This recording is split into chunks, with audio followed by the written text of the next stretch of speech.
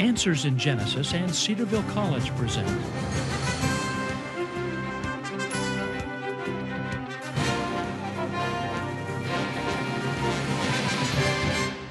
Answers with Ken Ham, a 12-part video series defending the Bible from the very first verse.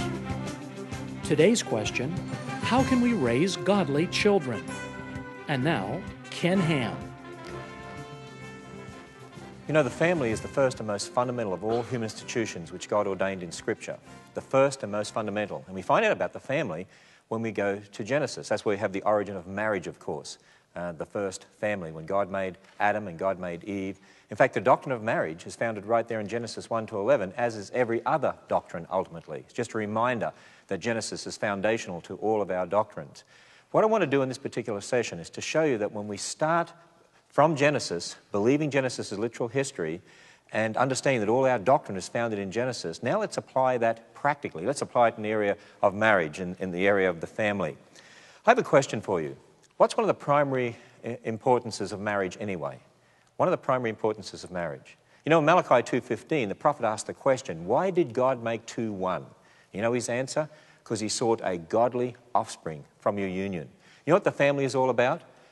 Family is really all about this, that you are to produce godly offspring who'll influence the world for Jesus Christ, who'll produce godly offspring who'll influence the world for Jesus Christ, who'll produce godly offspring who'll influence the world for Jesus Christ, generation after generation after generation after generation.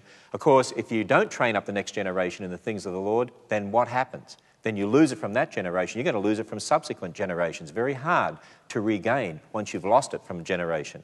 Let me ask you all a question. In the majority of Christian homes, not all of course, but the majority of Christian homes, and I get the same answer everywhere I go, anywhere in the world actually. Who is it today that tends to train the children spiritually, prayer times, Bible reading, bring the children up in the nurture and admonition of the Lord and so on? Is it usually mum or dad? Who is it usually today? Mum. But according to the Bible and not your opinion, who is to be the spiritual head? Fathers, aren't they? You've just told me, by the way, one of the greatest problems that exists in Christian homes today, and that is fathers do not take on, by and large, their God-commanded responsibility to be the spiritual head of their house. Isaiah 38:19 says, the fathers to the children shall make known thy truth. And Ephesians 6:4 tells us that fathers to bring their children up in the nurture and admonition of the Lord. You know, one of the Psalms that I find very, very interesting is Psalm 78 in relation to this particular topic.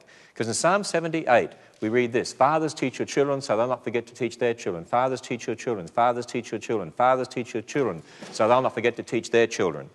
And then as you read the rest of Psalm 78, you find out about all the wonderful things that the psalmist is reminding God's people about what God did for them, for what God did for the Israelites, all these things that he did, and then we realize that the fathers forgot to tell the children. The fathers did not tell the children. And what happens when fathers do not teach their children? I'm reminded of the Australian Aborigines when they were first discovered in Australia, and we've talked about this in other sessions. Although they have Dreamtime legends that sound like the flood of Noah's day and the creation account and the fall and the creation of woman. They even have accounts of the creation of woman while man was asleep and so on. And although they had these Dreamtime legends sounding like the Bible, they've obviously changed them. They're descendants of Noah. They've changed these stories. The real story, of course, is right there in the Bible. But they